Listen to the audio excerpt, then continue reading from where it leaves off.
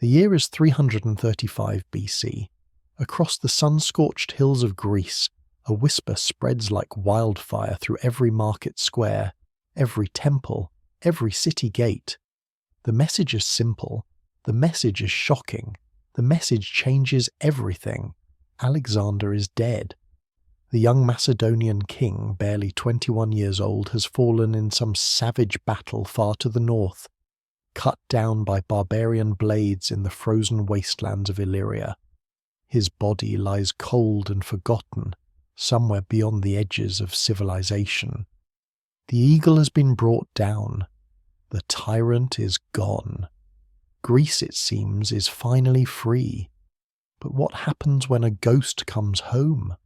What happens when the dead king appears at your gates with an army at his back and vengeance burning in his eyes? This is the story of one fatal mistake, one catastrophic gamble, one city that dared to celebrate too soon. This is the story of how Alexander the Great annihilated the legendary city of Thebes in a single brutal day. If you want to witness one of the most terrifying displays of military power in ancient history, you need to subscribe right now and hit that notification bell. This is a story of calculated terror, tactical genius, and the absolute destruction of one of Greece's greatest cities. Let's dive in. To understand why Thebes made the decision that would seal its doom, you need to understand the world Alexander inherited in 336 BC. Just 1 year earlier, his father, Philip II of Macedon, had been assassinated at his own daughter's wedding, struck down by one of his own bodyguards in a conspiracy that shocked the ancient world. Philip had spent 20 years transforming Macedonia from a backward kingdom into the most powerful military machine Greece had ever seen. He had defeated the combined armies of Athens and Thebes at the Battle of Chaeronea in 338 BC, crushing the legendary sacred band of Thebes and bringing all of Greece under Macedonian domination. But Philip's death changed everything. When Alexander took the throne, the vassal states that his father had conquered saw opportunity in chaos. The new king was young, untested, and surrounded by enemies both foreign and domestic. Many questioned whether this boy could possibly fill his father's armour. Some questioned whether he deserved to live at all. Macedonia's grip on Greece began to slip almost immediately. The wolves began to circle. Alexander's response was characteristically audacious. With just 3,000 cavalry, he rode south through Thessaly to Corinth in a lightning show of force, overwhelming the Greek city-states into submission before they could properly organize. It worked. The League of Corinth reluctantly confirmed him as hegemon, the supreme commander, just as they had his father. But Alexander knew this compliance was paper-thin. The Greeks hated their Macedonian masters. They were waiting for any sign of weakness, any excuse to throw off their chains, and Alexander was about to give them exactly that excuse. In the spring of 335 BC, Alexander turned his attention away from Greece and marched north into the wild mountainous regions of Thrace and Illyria. These were the barbarian lands beyond Macedonia's borders, territories inhabited by fierce tribal warriors who recognized no king and bowed to no authority. They had taken advantage of the chaos following Philip's assassination to raid Macedonian territory, and Alexander needed to secure his northern frontier before he could launch the grand invasion of Persia that his father had been planning. He could not afford to leave enemies at his back. The campaign was brutal and relentless. Alexander led his army through terrain that would break lesser men, fighting battle after battle against enemies who knew every mountain pass and every hidden valley. At Mount Hymos, his phalanx smashed through Thracian positions. At Puce Island on the Danube River, he crossed one of Europe's mightiest rivers and defeated the Getae tribe in their own territory. At Pelium, deep in Illyrian country, He laid siege to a fortified city while simultaneously fighting off a relief army trying to trap him. It was brutal, exhausting work, the kind of grinding campaign that killed reputations and armies alike. But Alexander won. Battle after battle, victory after victory, the young king proved he was every bit his father's son. His tactical brilliance, his personal courage, his ability to inspire his men to superhuman feats became legendary among the Macedonians. But there was a problem. The campaign had dragged on for months. Communication with Greece had been severed by distance and difficult terrain. News travelled slowly in the ancient world, and rumours travelled even faster than truth. Into this information void stepped Athens, and a man who had proved to be Alexander's most persistent Greek enemy. Demosthenes was the greatest orator in Athens, perhaps in all of Greece. He had spent years warning his fellow citizens about the Macedonian threat, delivering passionate speeches urging resistance against Philip and now against Philip's son. He had fought with words while others fought with spears at Chaeronea, and he had watched in anguish as Athenian democracy bent the knee to Macedonian autocracy. Demosthenes had not given up. He had been waiting for an opportunity, and in the summer of 335 BC, opportunity arrived. The story came from the north. Alexander had been wounded, perhaps killed, during the desperate fighting at Pelium. The details were vague, as they always are with rumours, but the core message was clear and catastrophic for Macedonia. The young king was dead. Demosthenes seized this information like a weapon. He brought a man before the Athenian assembly, a soldier who claimed to have witnessed Alexander's death with his own eyes, who described the wounds, the chaos, the fall of the Macedonian king in graphic detail. The performance was convincing. The message spread. From Athens, the rumour radiated outward across Greece. In Sparta, in Corinth, in Thebes, men whispered the words they had been afraid to speak aloud for 2 years. Alexander is dead. The tyrant is gone. Freedom was no longer a dream but a possibility, perhaps even a certainty. And these whispers were amplified by something even more tangible than hope. Persian gold. Darius III, the great king of Persia, had been watching developments in Greece with great interest and greater concern. He knew Philip had been planning to invade the Persian Empire, and he knew Alexander intended to continue his father's plans. Darius had a simple strategy to prevent this catastrophe. He would pay the Greeks to destroy Macedonia for him. Persian gold flowed into Greek city-states in enormous quantities, bribes for anyone willing to resist Macedonian rule. Demosthenes himself reportedly received 300 talents, an almost unimaginable fortune. The message was clear: revolt, and Persia would support you. Thebes heard that message, and Thebes made a choice. Of all the Greek city-states, Thebes had the most reason to hate Macedonia. For 3 years since the catastrophic defeat at Chaeronea, Thebes had lived under the shadow of Macedonian occupation. A garrison of Macedonian soldiers occupied the Cadmea, the ancient citadel that crowned the city's acropolis. These foreign troops looked down on Theban streets, a constant reminder of submission and humiliation.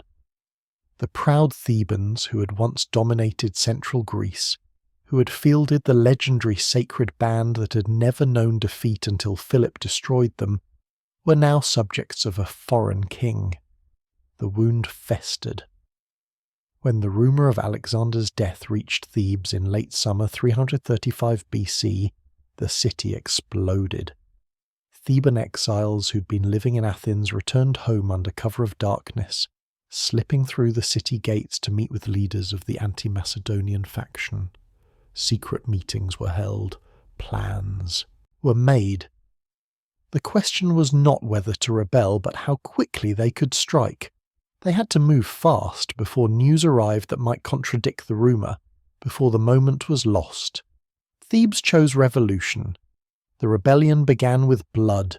Theban insurgents attacked the Macedonian garrison, killing 2 of the commanders in a coordinated strike designed to decapitate the occupation force. The streets ran red as Macedonians were hunted down and butchered. The remaining garrison troops, outnumbered and leaderless, fought their way back to the Cadmea citadel and barricaded themselves inside. The Thebans immediately surrounded the fortress with siege works, trapping the Macedonians like rats in a cage. Then they declared what everyone already knew. Thebes was free. The Macedonian occupation was over. The rebellion had begun. The news electrified Greece. If Thebes could throw off Macedonian rule, others could follow. Athens debated joining the rebellion. Other city-states watched and waited to see what would happen next. For a brief, glorious moment, it seemed like the Greek world might unite against the northern oppressors as they had once united against Persia. The Thebans celebrated in their streets, tore down symbols of Macedonian authority, and prepared for war. They believed Alexander was dead. They believed Macedonia was weak. They believed they had chosen the right moment. They were wrong about everything. 390 kilometers to the north, in the rugged mountains of Illyria, Alexander received the news from Thebes. He was not dead. He had not fallen at Pelium. He was very much alive, and the report of the Theban rebellion filled him with cold, calculated fury. This was not just an insult or a military problem. This was an existential threat to everything he had built, everything his father had built. If Thebes succeeded in breaking away, if the rebellion spread, Alexander's dreams of conquering Persia would die before they began. He would spend his reign fighting Greeks instead of building an empire. That was unacceptable. Alexander made a decision that would become one of the defining moments of his legend. He would march to Thebes immediately, with such speed and such force that the Greeks would never dare rebel again. Time was everything. Every day he delayed gave the Thebans time to prepare, gave other city-states time to join the rebellion, gave his enemies time to believe the rumours. He needed to appear before Thebes like an avenging spirit, like proof incarnate that reports of his death had been catastrophically premature. He needed to move faster than any army in history. What happened next shocked the ancient world. Alexander force-marched his entire army south through some of the most difficult terrain in Europe. The Macedonian phalanx, thousands of heavy infantry carrying shields and 18-foot sarissas, marched at a pace that seemed superhuman. They covered as much as 30 kilometers per day through mountain passes and river valleys, maintaining a speed that would exhaust modern soldiers. There was no rest, no delay, no mercy for stragglers. Alexander drove his men with relentless intensity, and the Macedonian army, perhaps the finest fighting force ever assembled, responded with a pace that defied belief. After 7 days of this brutal march, the Macedonians reached Thessaly. Having covered half the distance from Illyria to Thebes, they did not stop. They pushed through the pass at Thermopylae, the legendary gateway to southern Greece where 300 Spartans had once held back the Persian Empire. The Greeks manning the pass never even saw them. The Macedonian army moved so fast that they passed through before word could spread that they were coming. No warning reached Thebes. No messenger arrived to tell them that their doom was approaching. Within 13 days of receiving the news of the rebellion, Alexander appeared before the walls of Thebes with his entire army. The Thebans could not believe what they were seeing. Macedonian banners appeared on the horizon like apparitions, thousands upon thousands of soldiers materializing outside their city. At first, they refused to accept it was Alexander. It had to be Antipater, they told themselves, the Macedonian general who had been left behind to govern Macedonia. It had to be a smaller force, a garrison army sent to negotiate or intimidate. It could not possibly be the main Macedonian army. Alexander was dead. They had heard it from multiple sources. They had staked everything on that information. But as the Macedonian army deployed into battle formation outside the walls, as the unmistakable figure of Alexander himself rode before the phalanx on his warhorse Bucephalus, the horrifying truth became undeniable. The rumour was false. The king was alive. The ghost had come home. And now Thebes would pay the price for celebrating too soon. The Macedonian army spread across the plains outside Thebes like a dark tide. 13,000 infantry stood in perfect formations, their 18-foot sarissa spears creating a forest of bronze-tipped death. 3,000 cavalry moved in disciplined squadrons on the flanks. The hypaspists, Alexander's elite shield-bearers, formed up near the king's position. The Agrianians and Cretan archers checked their bowstrings and quivers. This was one of the most professional and battle-hardened military forces of the ancient world, and it had just completed a march that should have been impossible. Inside the walls of Thebes, the reality of the situation began to sink in with crushing weight. The rumour had been false. Alexander was not dead.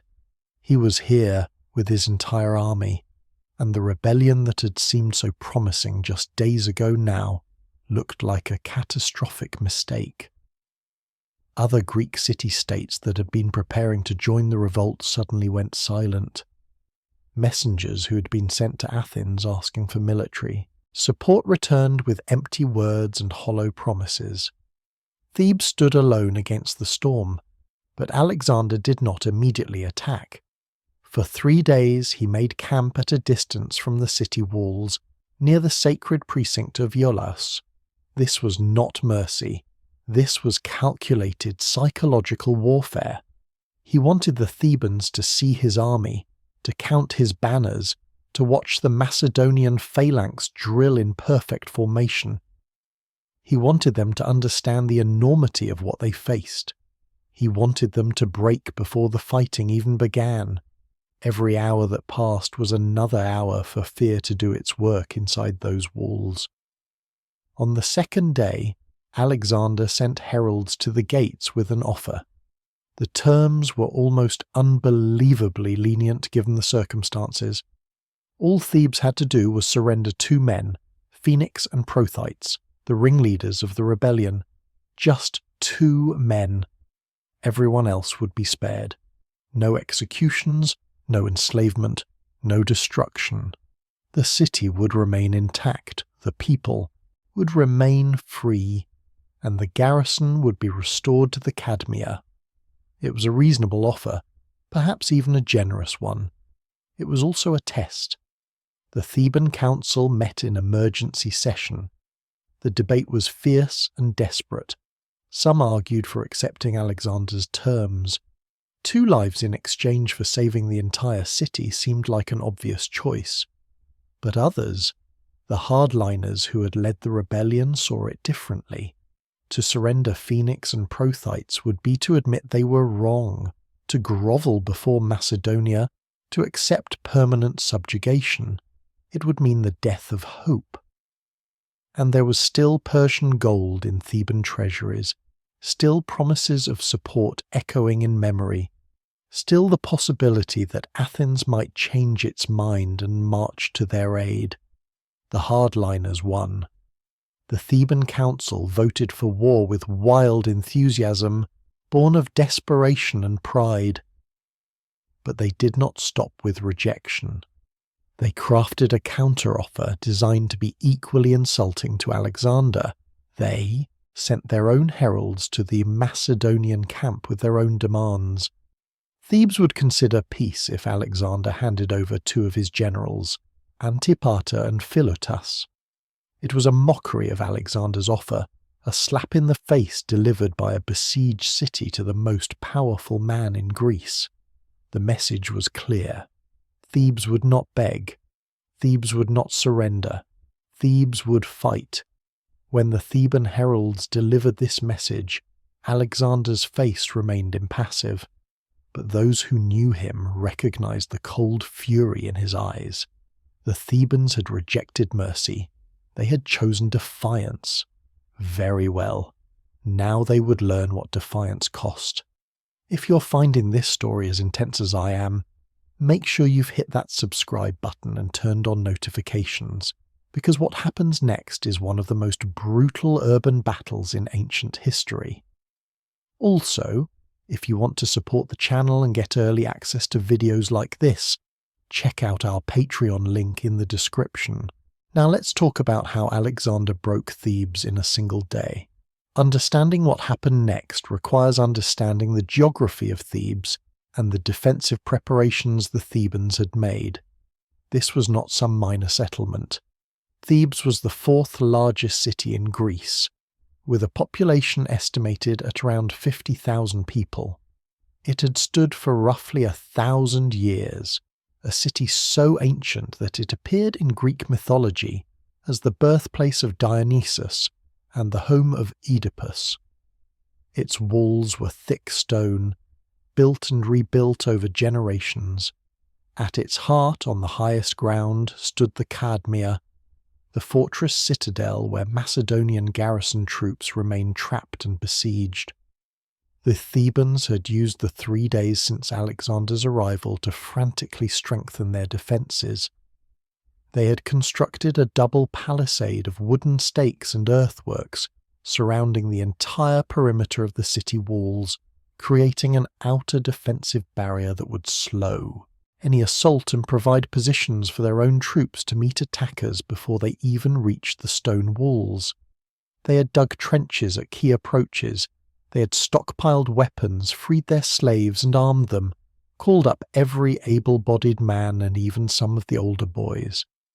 The total Theban fighting force numbered perhaps 10,000, including cavalry, hoplites, light infantry, freed slaves, refugees, and foreign residents who had been pressed into service.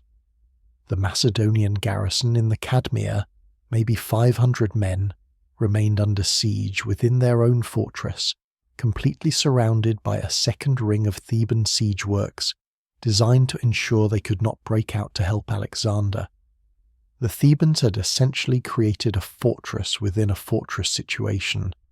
If they could hold their walls and keep the Cadmea garrison contained, they might survive until circumstances changed, until Persian support arrived, until Athens finally committed, until winter forced Alexander to withdraw. It was a desperate plan, but it was the only plan they had. Women and children crowded into the temples of the city, seeking refuge in sacred spaces that might be protected even if the walls fell. Old men, too, aged to fight, helped carry stones and weapons to defensive positions. The entire population was mobilized. Everyone understood what was at stake. If the walls held, Thebes might survive. If the walls fell, there would be no mercy. Alexander had offered peace. Thebes had refused. Now there was only war. On the morning of the 4th day, Alexander ended the waiting. He had given Thebes every chance to surrender. He had demonstrated patience that surprised his own commanders. Now the mask came off. He assembled his army in full view of the Theban defenders and divided his forces into 3 precisely organized columns, each with a specific mission. The first column, composed of heavy phalanx infantry, would launch a direct frontal assault on the wooden palisades, protecting the southern approaches to the city. Their job was to tie down the Theban defenders, to make them commit troops to defending the obvious point of attack. The second column, a mix of infantry and cavalry, would form up opposite the main Theban battle line that had deployed outside the walls between the palisades. These two forces would clash in open combat. a traditional set-piece battle that would consume the attention and resources of Theban command. The third column was the reserve, the hidden blade waiting to strike wherever the Theban defences showed weakness. This was textbook Macedonian combined arms warfare, proven in 100 battles across Thrace and Illyria. The Thebans deployed to meet the threat. Their cavalry, several hundred horsemen representing the cream of Theban aristocracy, took positions between the inner and outer palisades where they could maneuver and charge. Their freed slaves, refugees, and foreign residents were stationed along the walls, themselves with whatever weapons could be found: spears, javelins, bows, stones. The Theban citizen hoplites, the core of their fighting strength, formed up in phalanx formation outside the walls, ready to face the Macedonian onslaught in the open. It was a brave deployment, a statement that Thebes would not simply hide behind its walls, but would meet Alexander's army shield to shield and spear to spear. The trumpets sounded. From both armies the call to battle rang out across the plain, a sound that could be heard inside every home in Thebes, in every temple where families huddled in terror. Then came the battle cry, the coordinated shout of thousands of warriors working themselves into the psychological state necessary to kill and die. The Macedonians roared "Alala," the Thebans answered with their own war cry, and then the armies charged. The first Macedonian column hit the wooden palisades like a battering ram. The phalangites, packed together in their characteristic dense formation, began tearing at the wooden stakes with their bare hands when their sarissas proved too long for close work. Theban defenders on the other side thrust spears through gaps in the palisade, trying to drive the Macedonians back. Men screamed as spear points found flesh. Blood sprayed across wood and earth. The fighting was vicious and personal, the kind of close-quarters brutality where you could see your enemy's face as you killed him. Simultaneously, the second Macedonian column crashed into the Theban hoplite line in the open ground. This was hoplite warfare at its most traditional and most terrible. Two walls of bronze-faced shields slammed together with a sound like thunder. Men in the front ranks braced themselves against the shields of those behind them and pushed, trying to break the enemy formation through sheer mass and momentum. Spears thrust over and around shields, searching for gaps in armour, for exposed throats and groins and armpits. Men slipped in the blood, pooling on the ground, and were trampled by those behind them. The din was overwhelming. The clash of bronze on bronze, the screams of the wounded, the shouted orders of officers trying to maintain formation. The Thebans fought with suicidal courage. Ancient historian Diodorus, writing closer to these events than we are to the American Revolution, recorded that the Thebans faced their dangers ever more boldly as the battle progressed. They shouted at the Macedonians that by sending in fresh troops in relays, Alexander was openly confessing to being their inferiors. This was not bravado. This was a people fighting for their homes, their families, their very existence as a city. When you have nothing left to lose, courage becomes almost infinite. For hours the battle raged with no clear victor. The Macedonian first column battered at the palisades, making progress measured in yards and paid for in blood. The second column ground against the Theban phalanx in the killing zone, between the fortifications. Men fought until exhaustion, until their arms could barely lift their shields, until their legs shook with fatigue. The Thebans held. Against all odds, against one of the finest armies in human history, the desperate defenders of Thebes held their ground. Alexander watched from his command position, his experienced eye reading the flow of battle like a predator reading the movements of prey. He saw his first column beginning to tire against the palisades.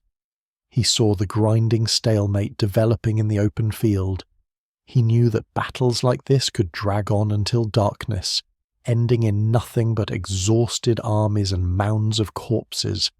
That was unacceptable. He needed victory, and he needed it decisively. So he gave the order to commit his reserves. The 3rd Macedonian column, fresh troops who'd been waiting and watching their comrades bleed, now entered the battle. They slammed into the tired Theban defenders with the advantage of rested muscles and undamaged morale. The impact was immediate and devastating. Theban lines that had held firm for hours suddenly began to buckle under the renewed pressure. Men who had been fighting beyond the limits of endurance found themselves facing fresh enemies. The mathematics of attrition began to work against the defenders, but even this was not enough to break Theban resistance. Incredibly, impossibly, the defenders rallied and continued fighting. This was when Alexander demonstrated why he was already being called the Great. While his commanders focused on the grinding frontal assault, Alexander's attention was elsewhere. He was looking at the walls, at the gates, at the patterns of Theban troop movements, and he saw it. A postern gate, a small secondary entrance used for supplies and messengers, had been left virtually unguarded. The Theban commanders had committed all their available troops to the desperate defence against the Macedonian columns. They had stripped the walls to reinforce the battle lines, and they had made a fatal mistake. Alexander immediately dispatched Perdiccas, one of his most capable commanders, with a large detachment of elite troops. Their orders were simple: take that gate, enter the city, create chaos. Perdiccas moved fast, taking his men around the main fighting and approaching the weakly defended gate at a run. The handful of Theban guards, old men and freed slaves, never stood a chance. Within minutes, Macedonian soldiers were pouring through the opening like water through a crack in a dam. The moment the Thebans realized that Macedonian troops had penetrated the city, panic spread like wildfire. The soldiers who'd been fighting so courageously outside the walls suddenly faced a nightmare scenario. The enemy was behind them, their families were undefended, the city was breached. The army began to break. What followed was chaos and carnage on an almost unimaginable scale. Theban cavalry tried to retreat into the city along with the infantry, but in their panic they lost all formation and discipline. Horses galloped through narrow streets, crashing into fleeing infantry, trampling their own people. Men fell and were crushed under hooves and wheels. Ancient sources record that the Theban cavalry, in their disorganized retreat, killed as many of their own citizens as the enemy did in those first terrible minutes. The streets of Thebes became a maze of death. Macedonian soldiers spread through the city in small groups, hunting defenders through alleys and houses. The Thebans, desperate to save their homes and families, fought back with everything they had. Men who had thrown down their weapons picked them up again.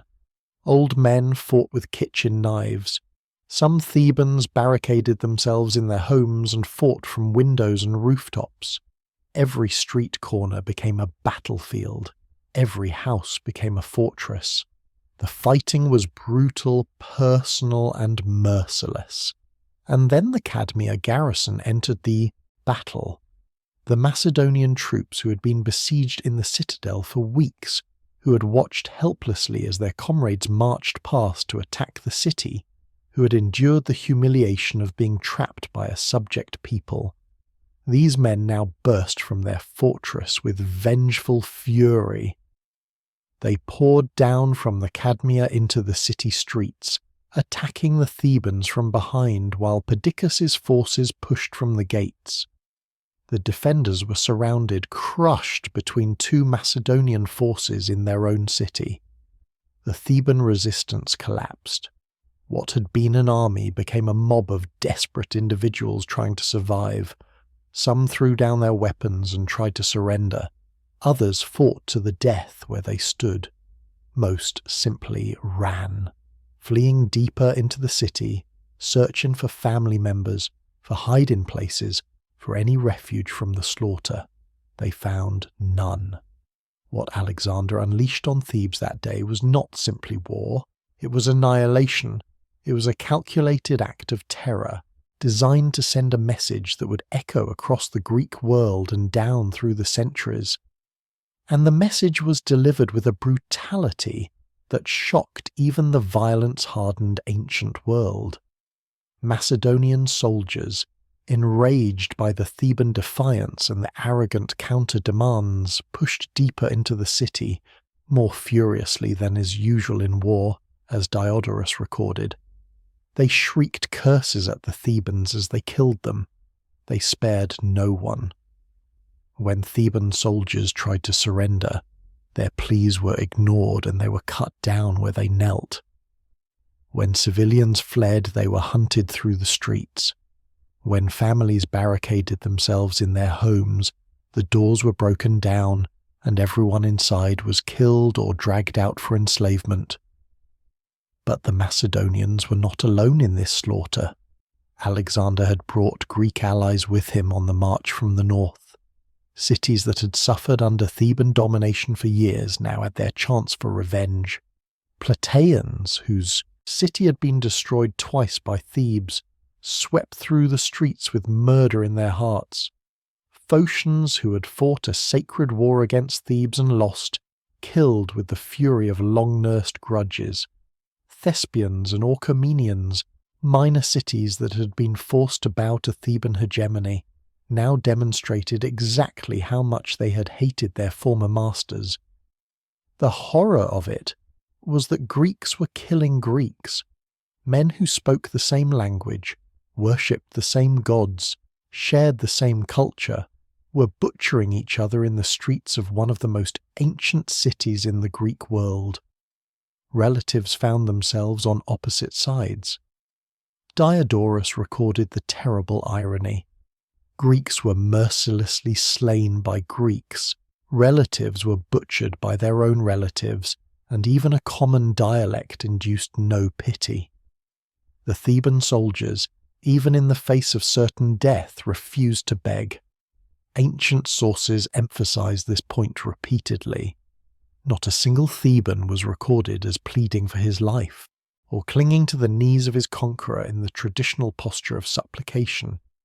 They fought until they were killed, or until exhaustion made fighting impossible. Some, wounded and dying, grappled with Macedonian soldiers and dragged them down into death together. Others, leaning on broken spears, advanced toward their killers with their last strength, choosing death in battle over execution. They counted freedom dearer than life, and they paid for that belief with their blood. As the day wore on and the slaughter continued, the streets became rivers of blood. Corpses piled up in alleys and doorways. The screams of the dying mixed with the wails of women and children being dragged from their hiding places.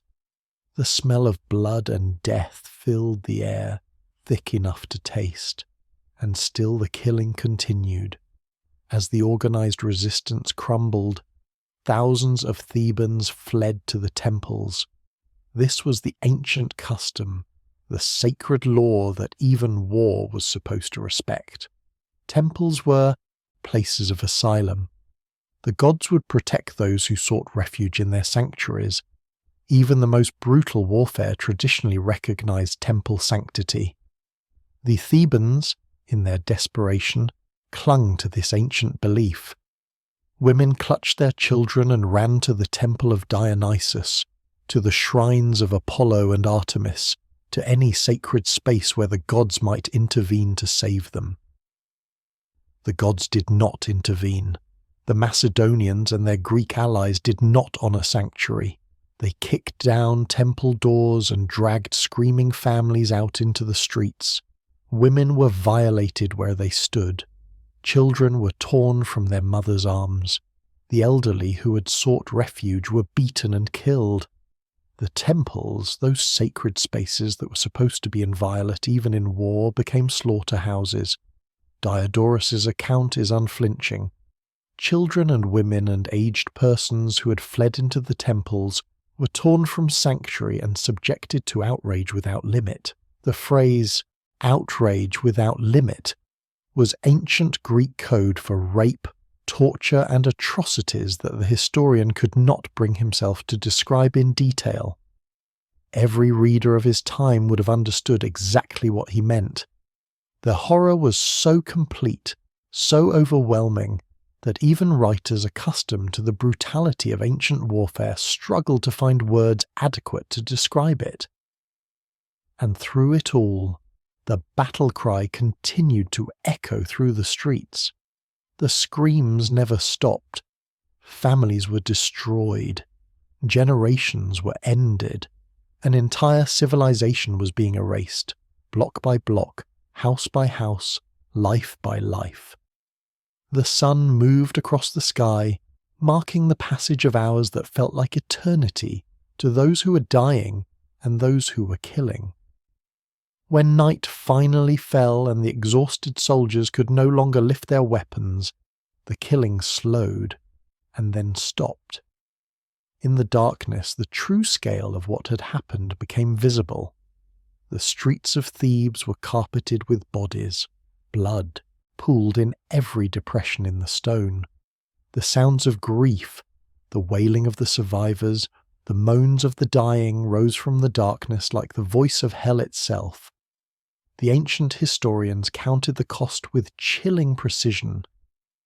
Over 6,000 Thebans were dead.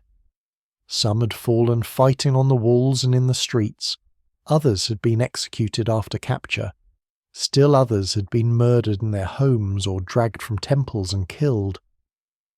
6,000 lives ended in a single day, and these were just the dead. More than 30,000 Thebans survived the massacre.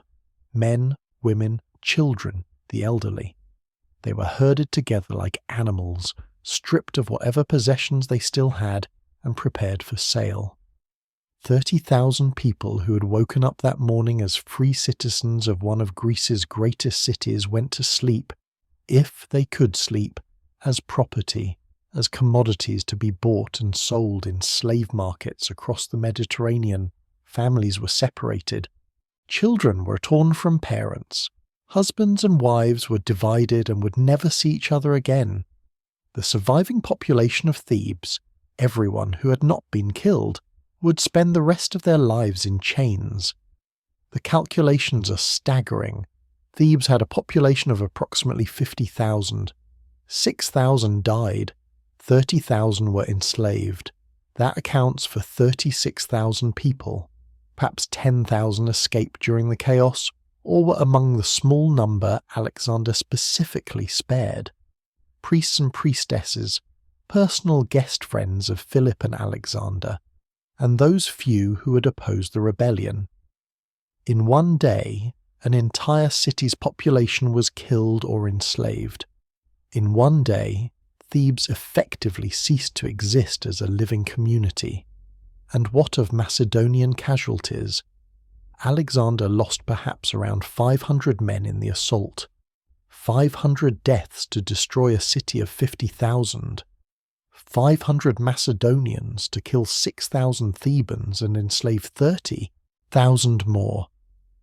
The ratio speaks to the professionalism and overwhelming tactical superiority of Alexander's army.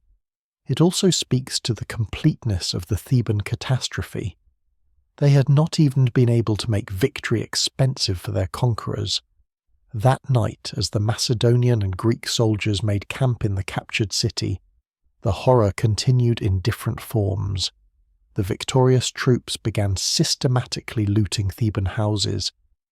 Everything of value was taken: gold, silver, jewellery, fine cloth, art, furniture, anything that could be carried or sold. What could not be taken was smashed. The amount of plunder was, in the words of the ancient sources, unbelievable. Thebes had been a wealthy city for centuries, and now that wealth was being stripped away piece by piece. The enslaved Thebans huddled together in makeshift prison compounds, guarded by Macedonian soldiers. Some were in shock, unable to process what had happened. Others wept uncontrollably. Children cried for parents who were dead or separated from them. The elderly simply stared into space, their minds unable to cope with the sudden transformation of their world. These people had been citizens. They had owned property, had families, had futures. Now they owned nothing, not even themselves. They were merchandise waiting to be sold. The temples, those sacred spaces that should have been sanctuaries, were empty and defiled. The statues of the gods looked down on blood-stained floors and scattered offerings. The ancient rituals that had been performed in these spaces for centuries would never be performed again. The priesthoods that had maintained the sacred rites for generations were dead or enslaved. The connection between Thebes and its gods, a relationship older than recorded history, had been severed. In his command tent, Alexander received reports from his officers. The city was secured, the population was controlled, the plunder was being catalogued, casualties were acceptable. The operation had been a complete success. But what came next? Alexander had destroyed Thebes, but the destruction needed to send the right message. It needed to be permanent, visible, and terrifying enough that no other Greek city would ever dare to rebel again. The annihilation of Thebes had to become a lesson written in stone and blood that would be remembered for centuries. The night passed slowly. For the Thebans, it was perhaps the last night they would spend in their city. For the Macedonians, it was a night of celebration and plunder. For Alexander, it was a night of planning. Because destroying a city in battle was one thing, erasing it from the map was something else entirely, and Alexander had decided that Thebes would be erased. The morning after the massacre, Alexander faced a problem. He had destroyed Thebes militarily, but he needed to destroy it legally and politically as well. He needed the destruction to be legitimate, to be sanctioned, to be something more than the act of a tyrant crushing a rebellion. He needed it to be justice. And so Alexander convened a council, a formal meeting of the representatives from the Greek city-states that made up the League of Corinth. The League of Corinth was Philip's creation, a political alliance that gave Macedonia hegemony over Greece while maintaining the fiction that the Greek cities were independent partners rather than conquered subjects. Every major city-state except Sparta had representatives in the League. These representatives gathered now in the ruins of Thebes to decide the city's fate. It was political theatre of the most cynical kind, and everyone present understood exactly what they were watching. Alexander presented the case to the council with careful precision. Thebes had violated the sacred oaths of the League. They had rebelled against the legitimate hegemon. They had murdered Macedonian officers who were there under the League's authority. They had broken faith with their fellow Greeks. What should be the punishment for such transgressions? The king did not dictate an answer. He simply asked the question and waited. The representatives from Phocis spoke first. Their voices shook with barely controlled rage as they recounted Theban atrocities during the Third Sacred War, when Thebes had destroyed Phocian cities and sold entire populations into slavery. They demanded that Thebes receive the same treatment it had inflicted on others. The Phocian vote was for complete destruction. Then came the Plataeans. Plataea had been destroyed twice by Thebes, once in 427 BC during the Peloponnesian War, and again in 373 BC, when Thebes razed the rebuilt city and murdered or enslaved every inhabitant. The Plataean survivors, living as refugees for decades, now had their chance for vengeance. They spoke of children butchered, of women raped and enslaved, of their city wiped from the map by Theban aggression. Their vote was for annihilation. The Thespians added their voices.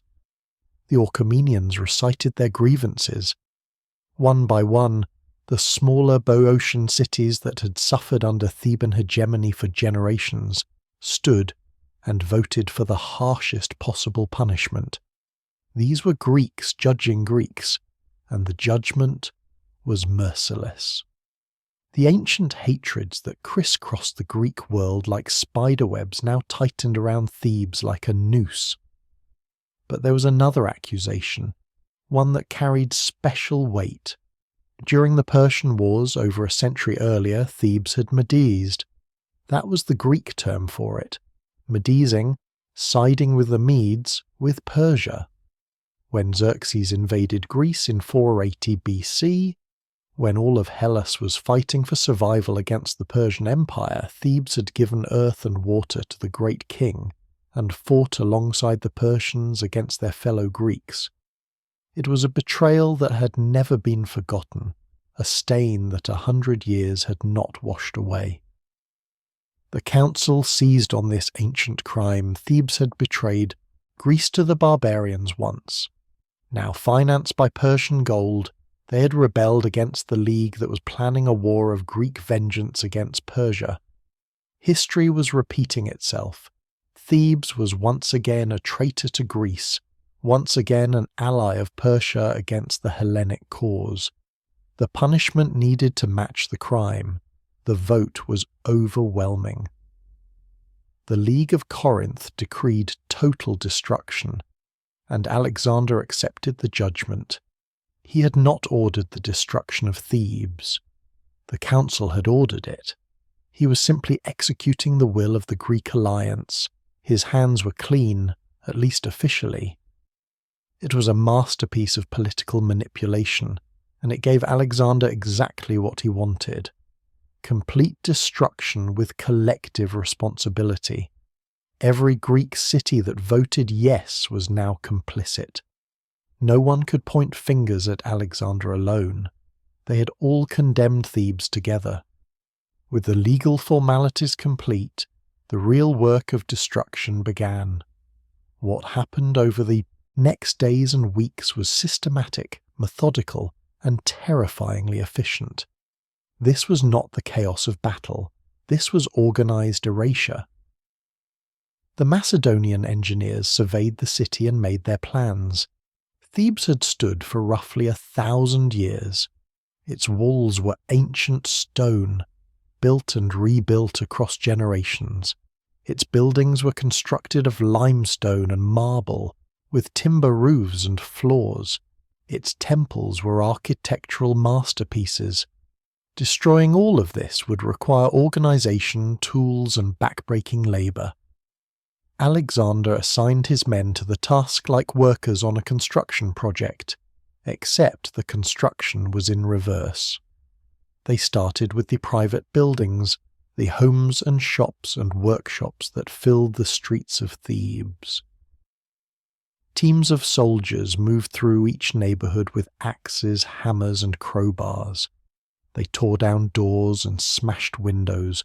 They chopped through roof timbers and collapsed ceilings. They knocked over supporting walls and watched houses pancake into rubble.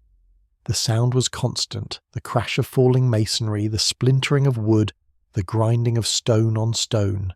Anything valuable was stripped out first. Furniture, pottery, artwork, cloth, metal. Everything that could be carried or sold was looted before the demolition began. The amount of wealth extracted from Thebes was staggering. Ancient sources describe it as unbelievable plunder, riches accumulated over centuries now being carted away to Macedonia and distributed among Alexander's soldiers. Every man in the Macedonian army became richer that week. The destruction of Thebes was not just politically useful, it was profitable. The demolition crews worked systematically, street by street, block by block. Behind them they left nothing but rubble fields where neighbourhoods had stood.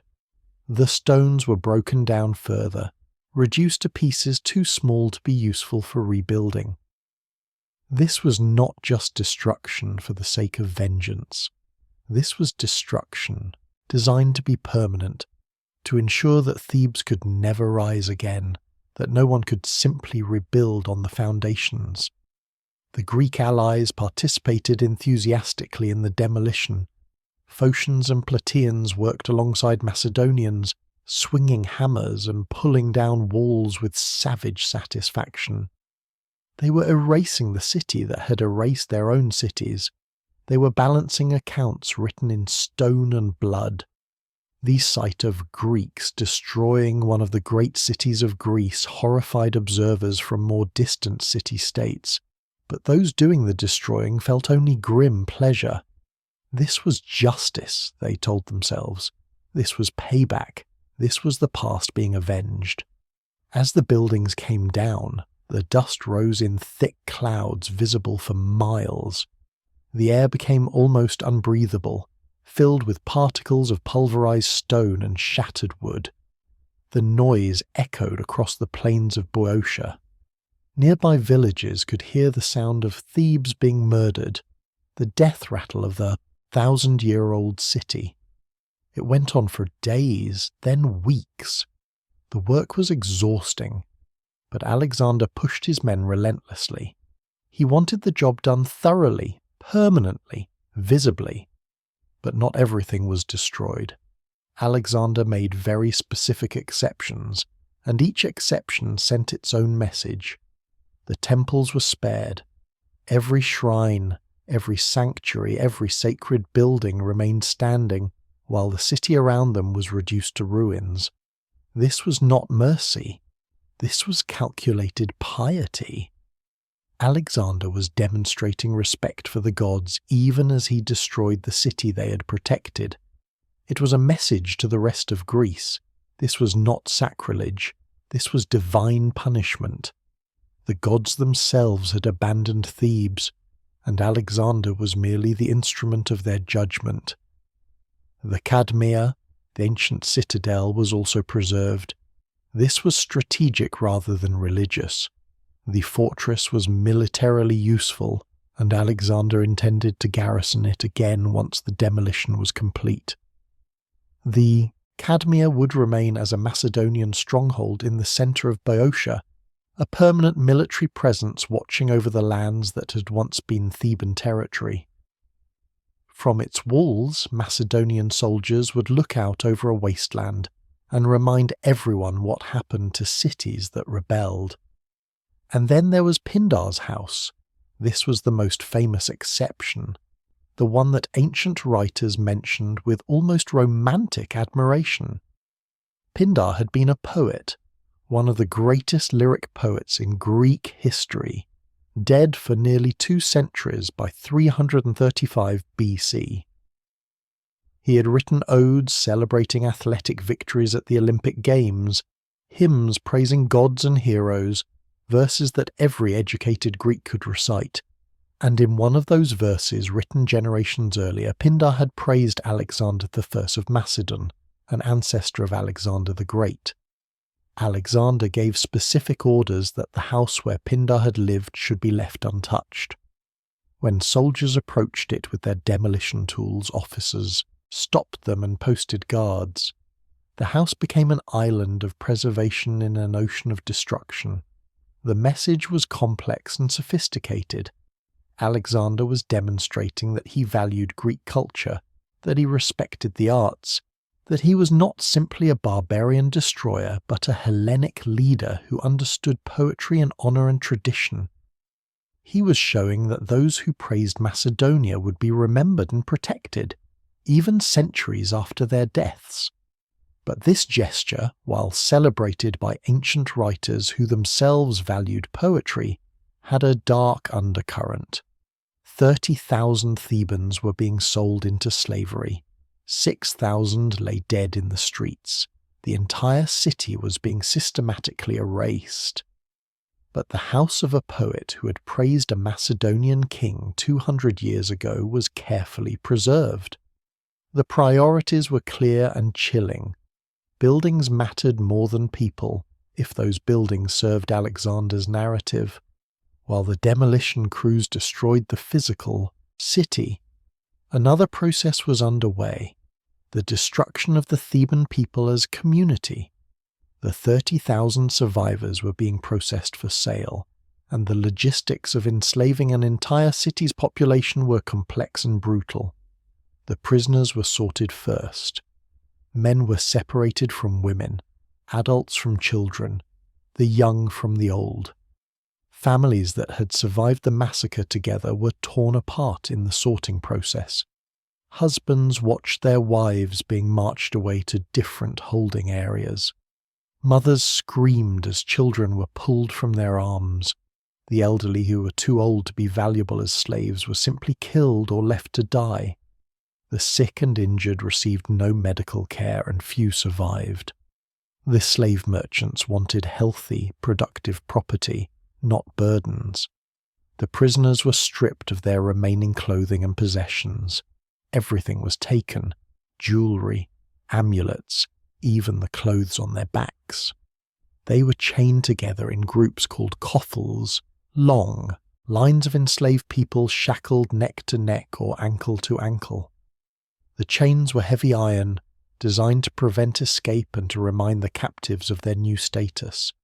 They were no longer people, they were merchandise. Slave merchants from across the Mediterranean descended on Thebes like vultures. Word had spread quickly that Alexander was selling tens of thousands of prisoners, and merchants saw opportunity for enormous profits. They came from Aegean islands, from the Greek colonies in Asia Minor, from as far away as Sicily and the Black Sea. They brought money, letters of credit, and the cold calculus of the slave trade.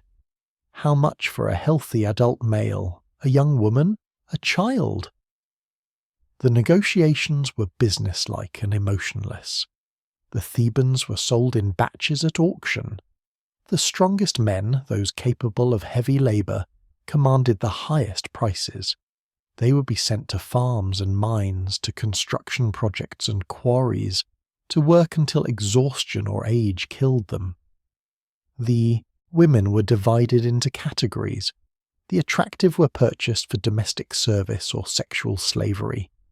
The rest went to textile workshops and agricultural estates. The children were valuable for their potential, for the years of the labour they could provide.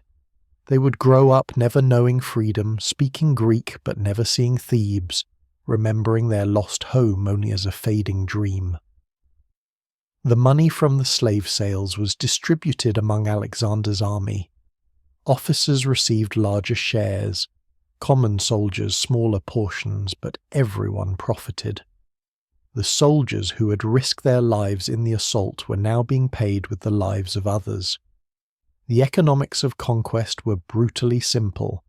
You destroy a city, you kill those who resist, you sell those who survive, and you distribute the profits among the victors. 30,000 lives translated into tens of thousands of talents in revenue. The destruction of Thebes was not just a military operation, it was a business transaction. Some Thebans did escape slavery. Priests and priestesses, as Alexander had promised, were spared. Personal guest friends of Philip and Alexander, Thebans who had shown hospitality to Macedonians in the past, were protected. A few who had actively opposed the rebellion were allowed to remain free, but these numbered in the hundreds at most. The vast majority of surviving Thebans were chained and sold. Where did they go? Ancient sources don't provide a complete answer, but we can reconstruct the likely destinations. Many would have been shipped to the slave markets of Delos, the centre of the Mediterranean slave trade. From there they would be redistributed across the Greek world, to Athens, Corinth, Sparta, to the islands, to the colonies. Some would be sent east to Asia Minor, where Greek cities always needed labour. Others would go west to Magna Graecia, the Greek settlements in southern Italy and Sicily. They would spend the rest of their lives as property, owned by people who had perhaps visited Thebes as allies or trading partners just months earlier. Theban men would labour in fields they once owned. Theban women would serve in houses as elegant as the ones they had lost. Theban children would grow up speaking the dialects of foreign cities, forgetting the Boeotian accent of their birthplace. The Theban people, scattered across 1,000 slave pens from Spain to the Black Sea, would never be a people again.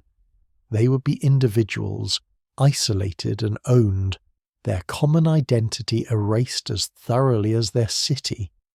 Within weeks, the physical destruction was complete. Where Thebes had stood, there was now mostly rubble. The great walls that had protected the city for centuries were broken and scattered. The agora where Thebans had gathered for assemblies and festivals was a field of shattered paving stones. The houses where 50,000 people had lived were dust. The streets where children had played were buried under collapsed buildings. Only the temples remained standing, empty and silent. The priests were gone, dead or fled or protected and relocated. No one performed the daily rituals. No one lit the sacred fires. No one sang the hymns. The temples became monuments to absence, beautiful buildings in a dead city, maintained by no one and visited only by scavengers and the curious. Pindar's house stood alone in its neighbourhood, every building around it demolished. It must have looked bizarre. A single intact residence surrounded by devastation, preserved by royal decree while everything else was destroyed. Guards still watched it, obeying Alexander's orders even though there was nothing left to protect it from. The house became a symbol, though of what depended on who looked at it.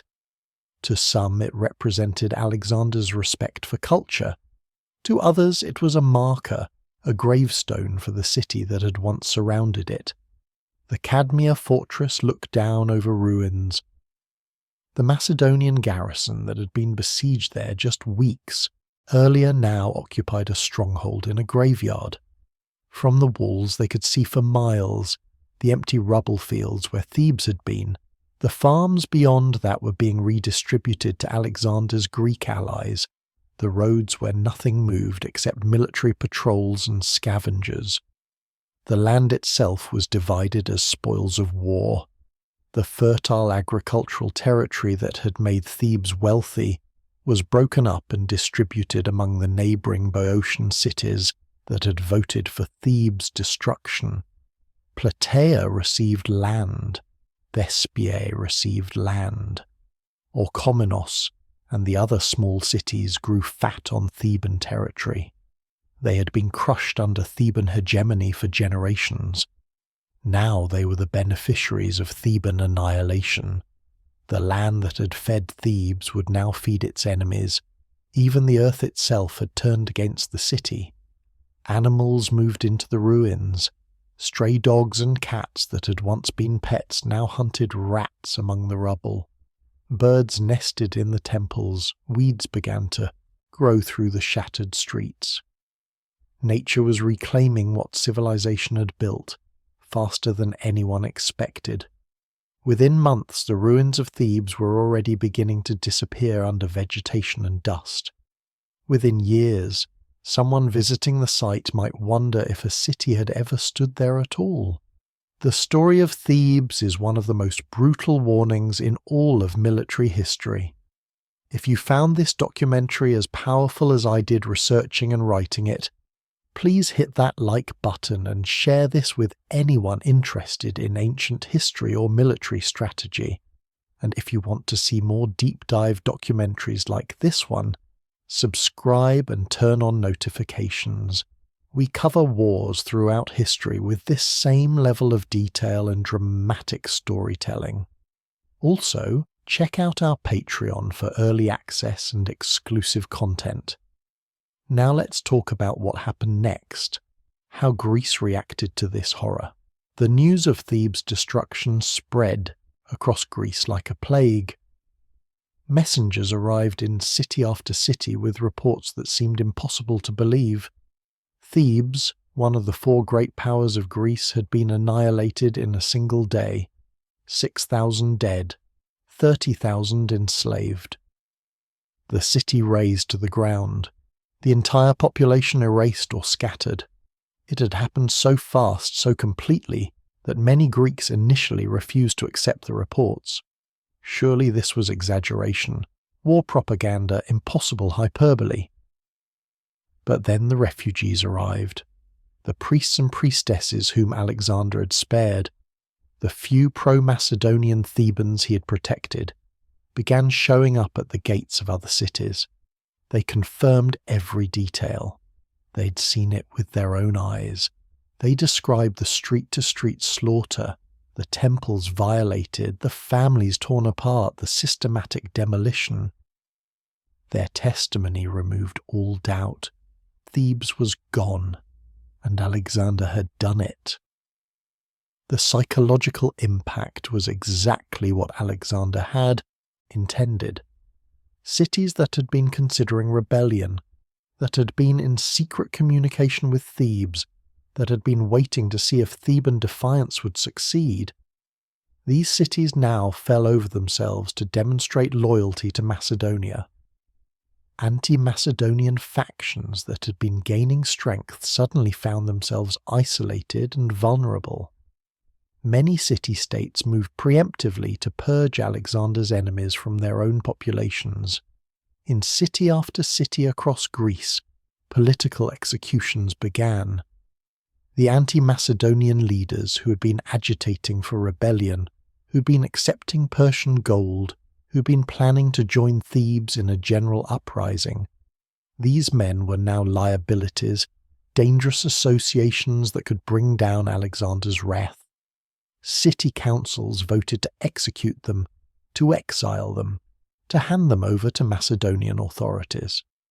The terror that Alexander had unleashed on Thebes metastasized into self-inflicted terror as Greek cities purged themselves of anyone who might provoke Macedonian retaliation. Athens was the most important test case. The Athenian assembly had been deeply involved in encouraging Theban rebellion. Demosthenes had spread the rumor of Alexander's death. Athens had sent weapons and supplies to Thebes. Athenian politicians had promised military support that never materialized. When Thebes fell, Athens found itself in desperate danger. Would they be next? Would Alexander march on Athens and do to the birthplace of democracy what he had done to Thebes? Alexander sent a message to Athens. It was simple and terrifying. He demanded that Athens hand over 10 of its leading anti-Macedonian politicians, 10 men in exchange for the city's survival. It was the same offer he had made to Thebes: surrender the ringleaders and everyone else will be spared.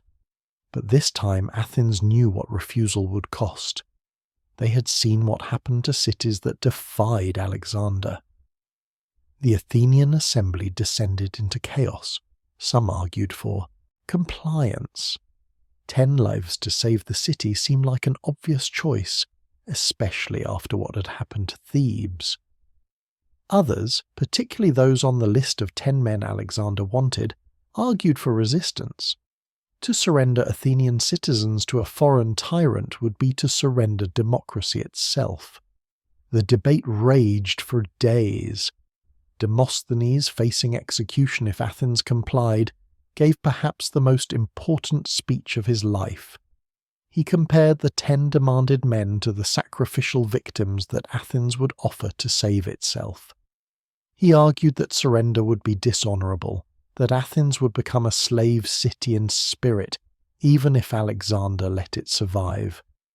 His oratory was magnificent. It was also desperate. Everyone knew the alternative. In the end, Athens found a middle path. They sent an embassy to Alexander led by Demades, a pro-Macedonian politician. The embassy was humble, pleading, carefully calibrated to appeal to Alexander's vanity and his interests.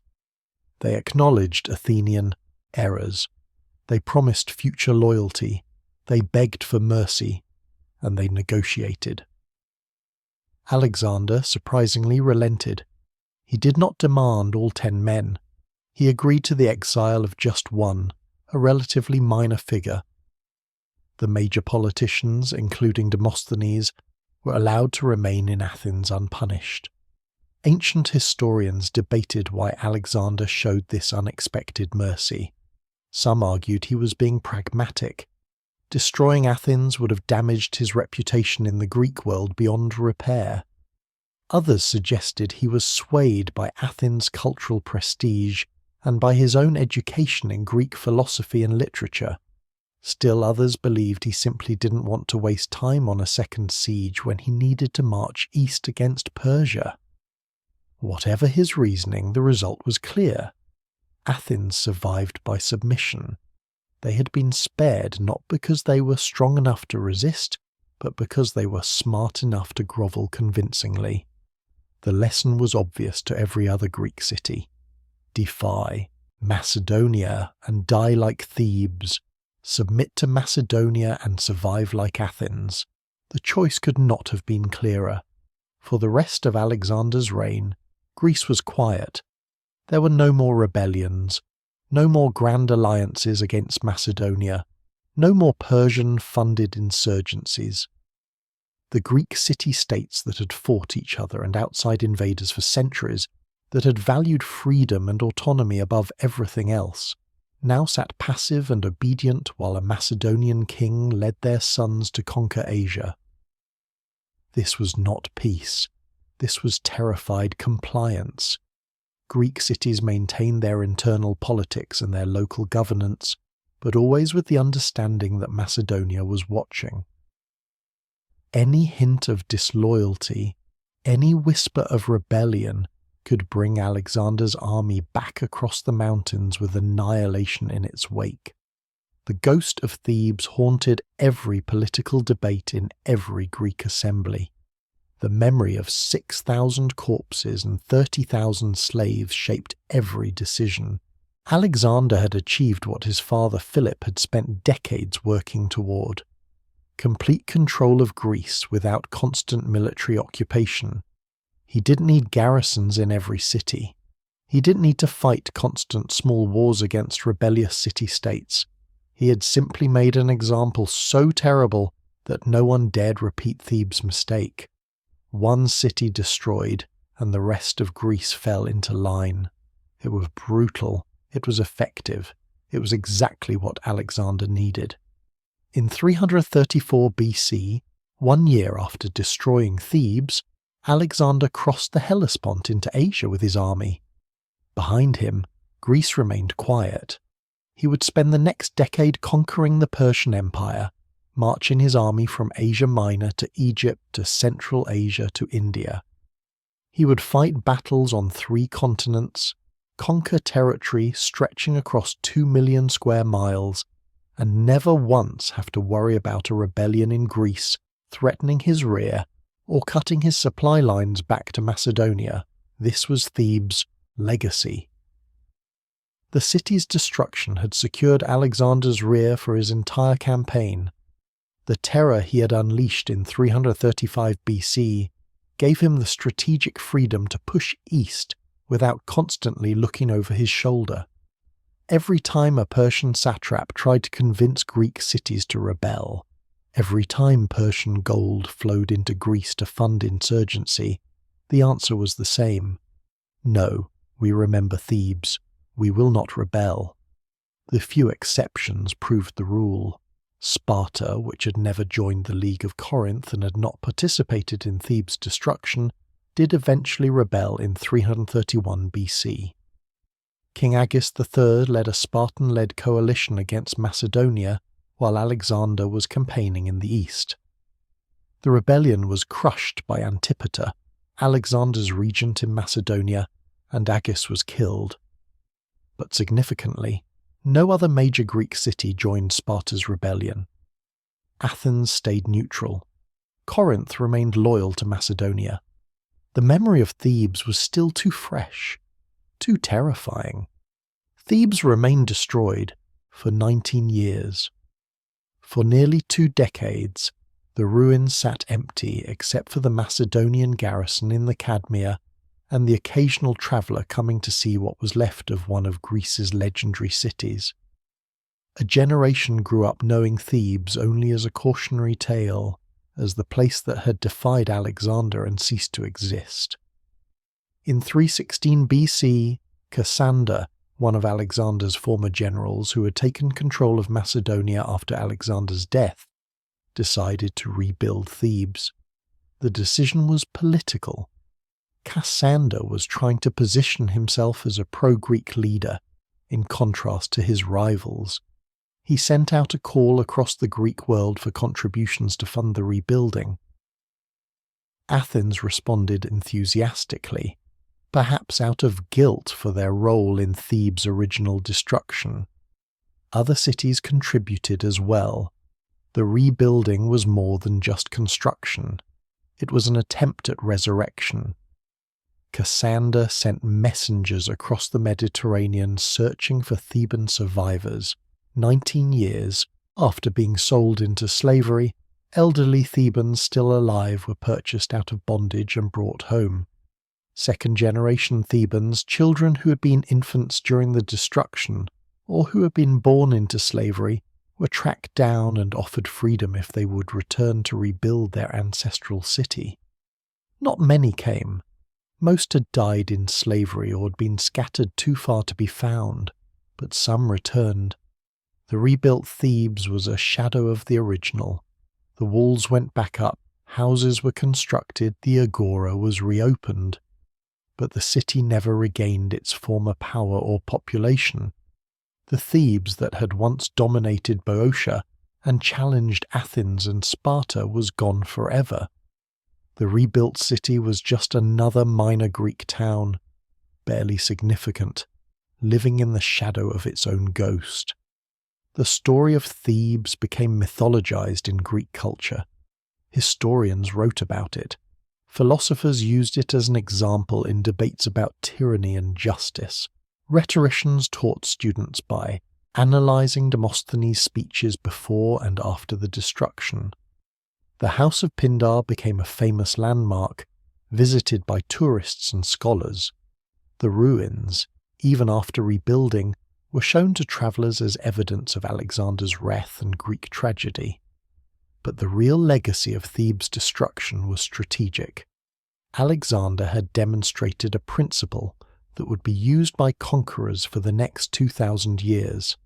Sometimes the most effective use of overwhelming force is not to defeat every enemy individually, but to destroy one enemy so completely and visibly that all other potential enemies surrender without fighting. The destruction of one city can terrify 100 cities into submission. The death of 6,000 can prevent the deaths of millions by making war unnecessary. Roman generals would learn this lesson. When Rome destroyed Carthage in 146 BC, razing the city, killing or enslaving the population, and allegedly sowing the fields with salt, they were following Alexander's playbook. When the Mongols would later destroy cities so thoroughly that chroniclers could barely find words to describe the horror, they were using the same strategy of exemplary annihilation. Make the punishment for resistance so terrible that resistance becomes unthinkable.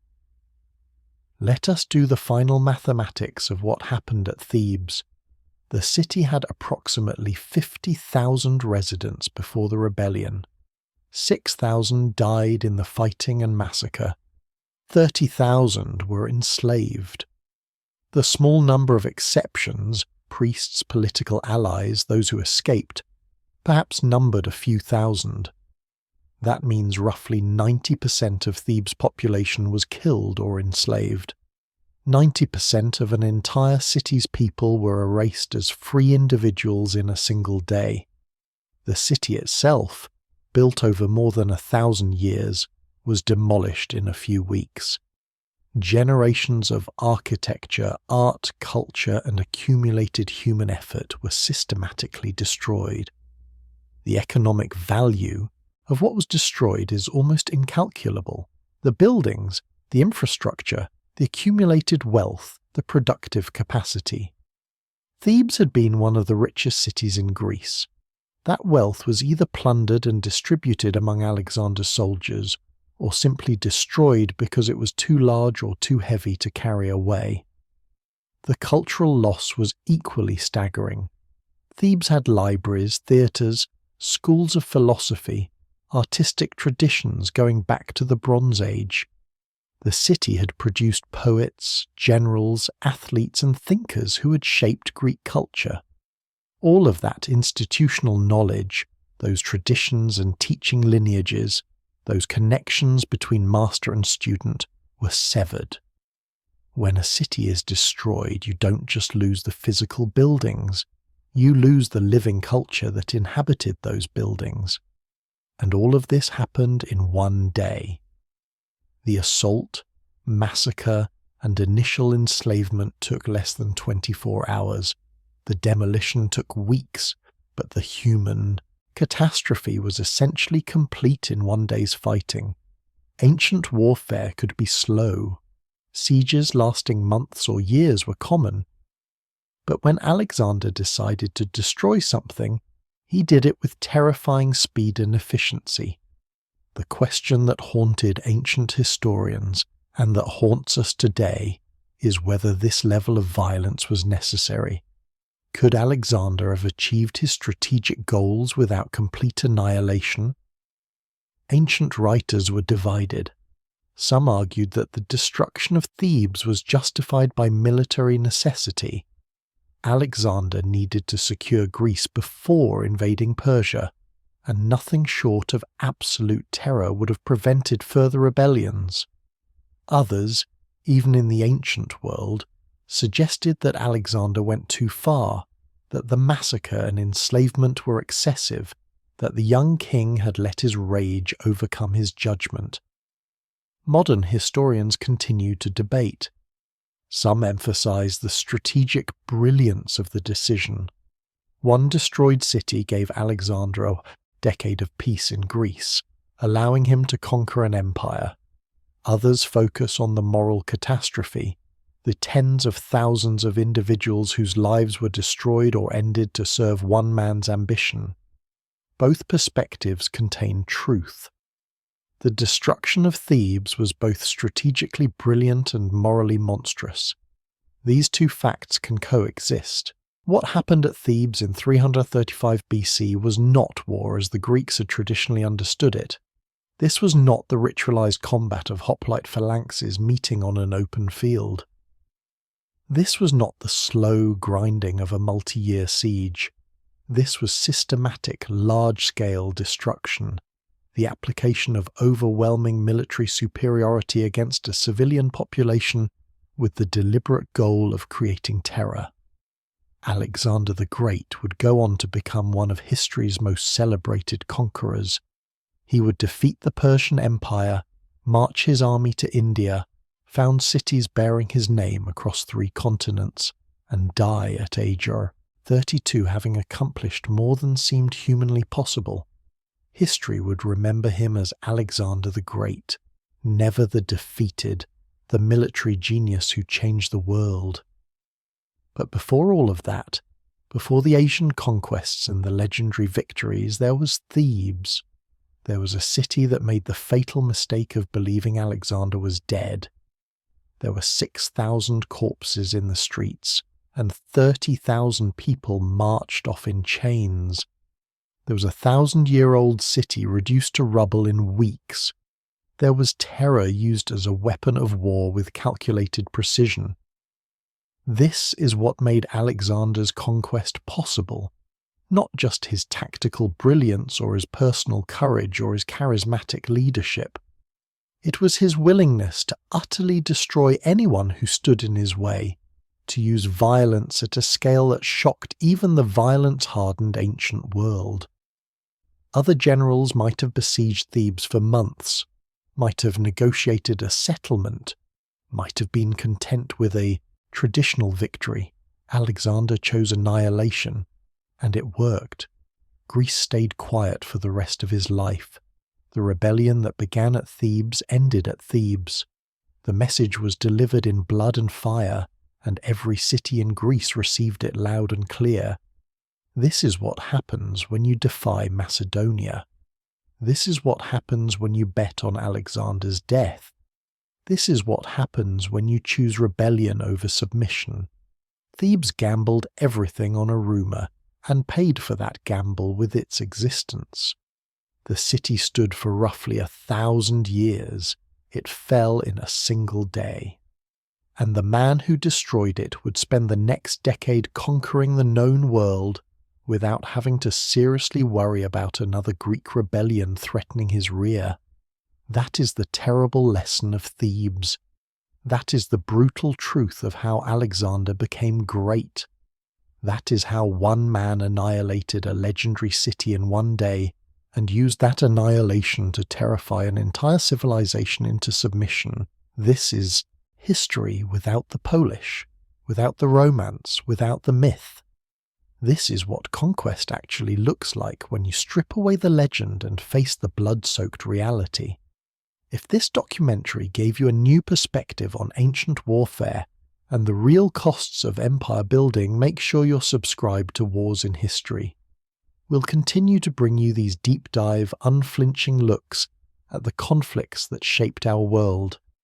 Check out our other videos on Alexander's campaigns and let me know in the comments what you want us to cover next. Until then, remember that history is written by the victors, but the victims' stories deserve to be told too.